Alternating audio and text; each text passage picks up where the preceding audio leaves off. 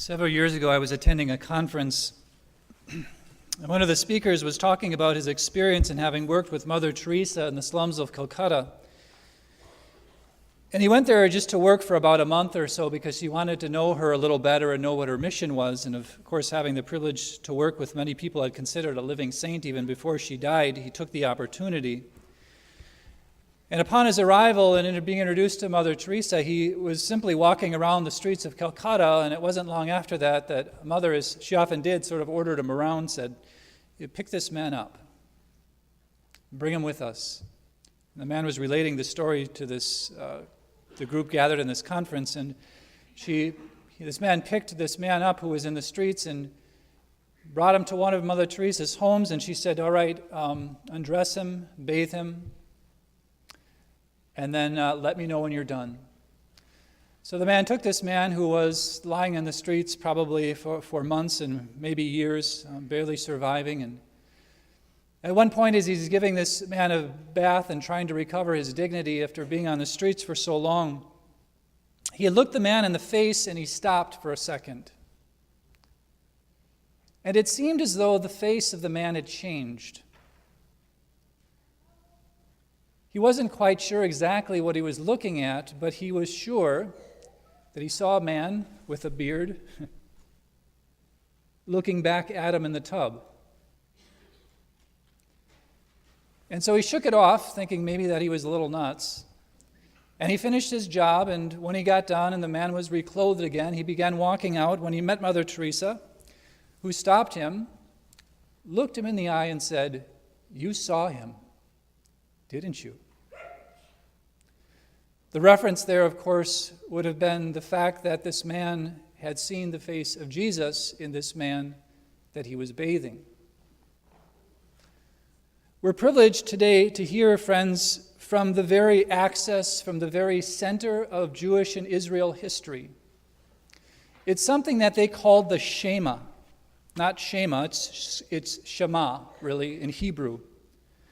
And the Shema is this: "Hear, O Israel, the Lord is our God, the Lord alone." That's what we read in our first reading. "And therefore you shall love the Lord your God with all your heart, with all your soul, and with all your strength. Take to heart these words which I enjoin on you today."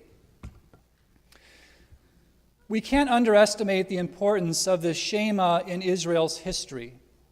This, of course, comes from the book of Deuteronomy, which is one of the very first books, and it comes to us at a time when Israel was wandering through the desert, again because they were constantly walking away from the central theme of Israel's history, and that was making God their center.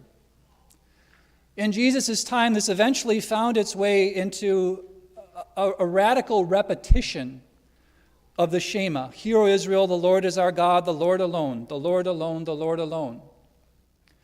You're required during morning and evening prayers to step outside of your home to face the temple no matter where you lived in the world. And you're required to say those morning and evening prayers, and part of both morning and evening prayer, we're saying this, repeating it: "Hear, O Israel, the Lord is our God, the Lord alone." You're required, and if you've ever been to an observant Jew's house, you'll see a little box on their threshold as they walk into the door that contains the first two words of the Shema: "Hear, O Israel." Implicit in that is a reminder, the Lord our God, the Lord is our God, the Lord alone. Scribes and scholars in the first century would have worn this actually on their foreheads, and they would have carried it around in a little box to let them know, I suppose by osmosis. I don't know if that worked for tests. Students, if you want to try that, implicit that moniker, that Shema, would be soaking into their brain constantly, and they would never forget it. It was supposed to be, as you were trained growing up, the last thing you whispered on your deathbed before you passed away. And it was something you taught your children before they went to bed every night. The continuation of this first reading actually says, "Take to heart these words which I enjoin on you today, drill them into your children. Speak of them at home and abroad, whether you are busy or at rest."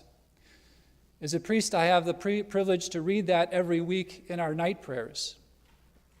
So we can't underestimate the importance of what the Shema meant to the people of Israel. It was of central importance because it was the center of their life, the love of Yahweh, the love of God. So today in our gospel, we have a scribe of the law who would have been carrying this on his forehead. He would have remembered this from growing up. He would have remembered at the doorposts, not only of his home growing up, but he would have remembered at the doorposts of where he lived at the time. And he asked the Lord very simply, what is the greatest commandment? You wonder sometimes why he had to ask that. Was he testing the Lord? You wonder maybe if the scribe had gotten so caught up in, remember that this is the greatest commandment. These are the 2, and then there's 10, right? The 10 commandments. And then there's 613 laws that derive from the 10 commandments. And the scribes were in charge of interpreting how all 613 of those laws applied to every particular life. And there were scores and scores of books written on how those things applied. But sometimes I think in the confusion they got lost, which is why the scribe comes and asks, Lord, which is the first of all the commandments? Because there seems like there's thousands. And he puts them right back into the center. Hear, O Israel, the Lord is our God, the Lord alone. You shall love the Lord your God with all your heart, with all your soul, and with all your mind, and with all your strength. And the second is this, you shall love your neighbor as yourself. There is no commandment greater than these. And the scribe says, well said, teacher. Well, Jesus is the Lord of the universe. He knows everything. So I don't know who the scribe thought he was telling Jesus, hey, you got that one right. Well said, teacher, you are right in saying he is one and there is no other. And to love him with all your heart, with all your understanding, with all your strength, and to love your neighbor as yourself is worth more than all burnt offerings and sacrifices. See, the fact is, friends, that they understood what it meant to love God and how important that was. They also understood how easy it was to fall away from keeping God as the center of their life, which is why they were told to constantly remind themselves and their children the center of their lives, because without that, like putting an access point in anywhere but the center of a wheel, would cause it to lose balance. When Jesus saw that he had answered with understanding,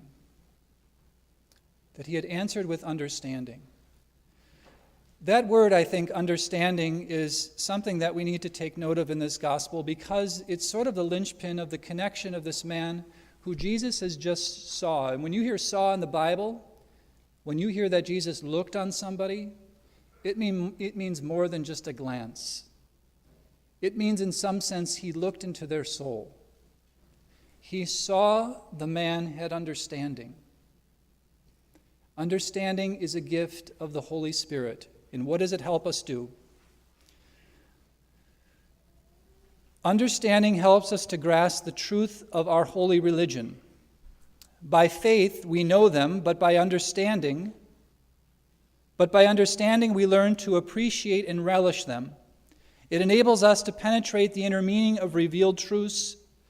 Through them we're quickened to newness of life. Our faith ceases to be sterile and inactive, but inspires a model of faith that bears eloquent testimony to the faith that is in us. And we begin to walk worthy of God in all things, pleasing and increasing in the knowledge and awareness of God. The fact is that when Jesus looked at this man and this man looked back at Jesus, what he understood was what our faith teaches us. That this great love of God that Israel was supposed to have and cultivate and make the center of their lives was in human form standing in front of him. For the first time in this passage, that scribe saw in Jesus God. In the same way that Mother Teresa's entire mission surrounded the idea that she was not only taking care of God and not only taking care of people in her mission, but she was taking care of the image and likeness of God.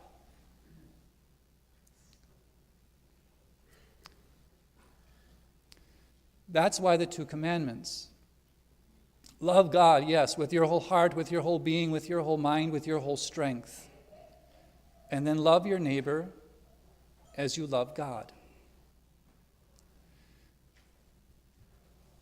How are we doing at that?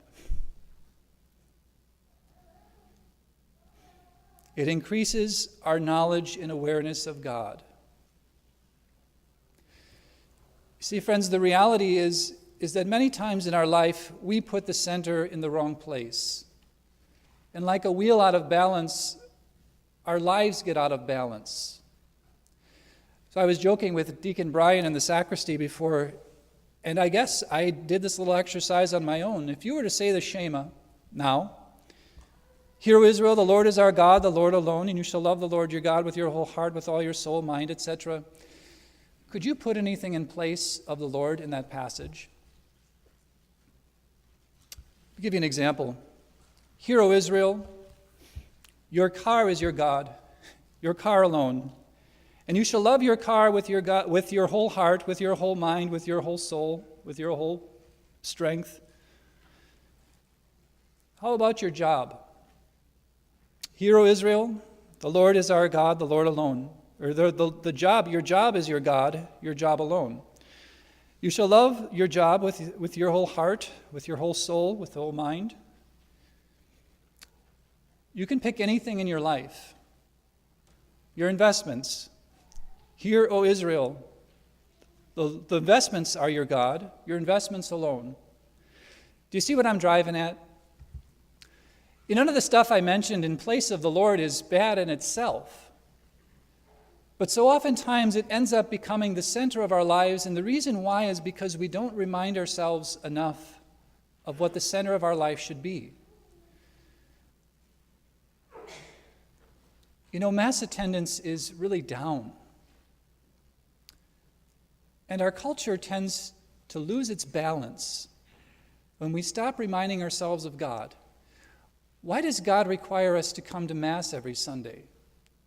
Because he wants us to be bored for 1 hour a week.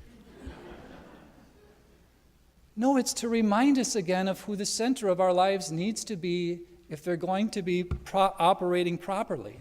That's why. And how we come to Mass is important for how we receive that word and how we think of how what we're hearing at Mass should connect to the rest of our lives, and to make sure that we don't put anything above God in his place. Otherwise, things get out of balance. So today, friends, as I'm very fond of saying at weddings, they say that the eyes are the window to the soul, and tears cleanse the soul. When's the last time you looked into the eyes of your spouse, for example? Maybe you have recently, maybe you haven't. But when's the last time you simply contemplated the mystery of Christ in those eyes? If you haven't and you try it again, it will be very uncomfortable. Why? Because you're losing yourself in infinity. You're losing yourself into a mystery that is the presence of Christ. When's the last time you looked into your children's eyes? It gets uncomfortable. Why? Because they are a mystery. Younger people, when you say, "My parents don't understand me," well, you're right. But you don't understand yourself either, because we are even a mystery to ourselves. So, friends, today, as Mother Teresa was, I think, so important in our time in history of reminding the world the fact that we're created in the image and likeness of God, to make that a reality. Uncomfortable? Yeah. But we can do it. So as we listen to this great Shema from Israel's history, it's important for us as Christians to be reminded of two things: that Jesus is God, and he took the form of humanity, of a human being, the same form that every one of us have here. And from this point on, as we look each other, try to see that image in the person next to you, and ask God to help you do that. And that's the foundation of reconciliation and the foundation of our faith, friends. And let's remember that.